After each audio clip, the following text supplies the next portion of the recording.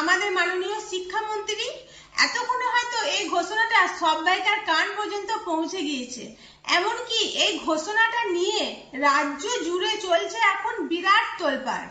তৃতীয় শ্রেণীর কোনো ছাত্র বা ছাত্রী যদি বাংলা ভাষায় রিডিং পড়তে না পারে বা বাংলা ভাষা যদি ভালো করে লিখতে না পারে, তাহলে তার দায়ভার নিতে হবে ওই স্কুলের শিক্ষকদের।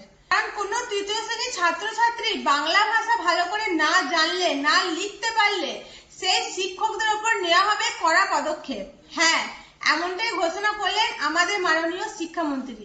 কিন্তু এই ঘোষণাটা কি ঠিক করেছেন? আপনাদের কি মনে হয়? আপনাদের মতামতটা অবশ্যই কমেন্টে জানাবেন।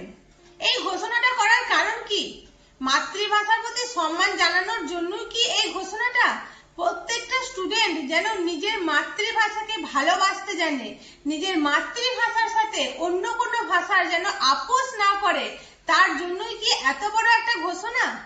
তাই কোনো স্কুলের তৃতীয় শ্রেণীর ছাত্রছাত্রীরা যদি বাংলা ভাষা ভালো করে না জানে, তার ফল ভোগ করতে হবে ওই স্কুলের শিক্ষকদের। তাই এই পুরো ভিডিওটা সবাইকার কাছে পৌঁছে দেওয়ার চেষ্টা করুন এবং সবাইকে জানানোর একটু সুযোগ করিয়ে দেবেন। জয় শ্রীরাম।